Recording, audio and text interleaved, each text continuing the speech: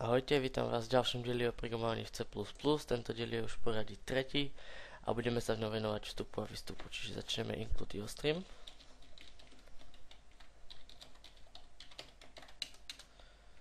Int main.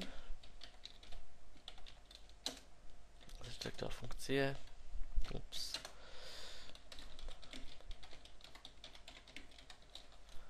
Tak, prvých 5 riadkov je rovnakých ako v predchádzajúcich tutoriáloch. Tak, teraz si vytvoríme prototyp pre premenu.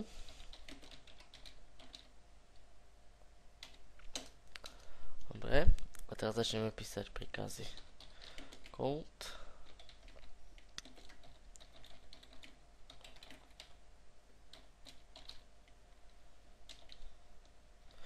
Program sa opýta, koľko máš mrkvy.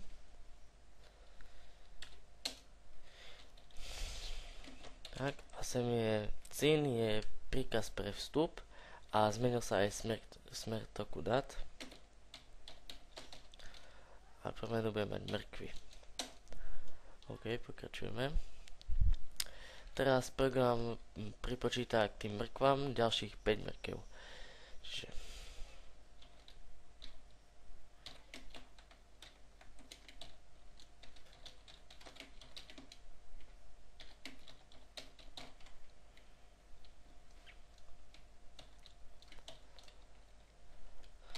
tak, ale aby to krajšie vyzeralo, sa môžeme dať ešte handle, čiže do nového riadku.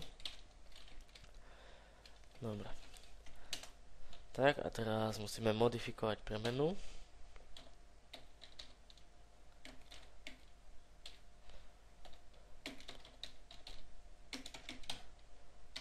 OK. Tak, znova dáme handle. A teraz nám vyjde už výsledok. Ups, nie 2, ale 5.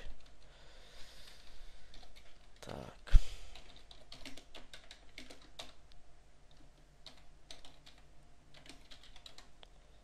Teraz máš, napíšem to reťazovo.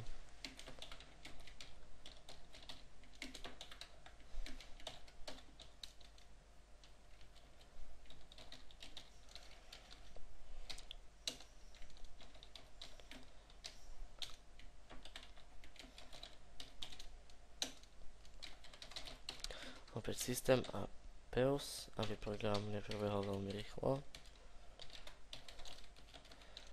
Return 0. Ukončiť telo funkcie. Tak, a môžeme ho spustiť.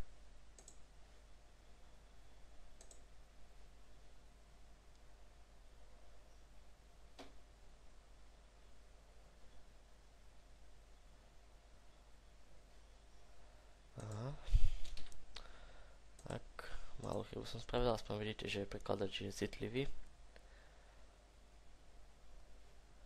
Tak sa máme.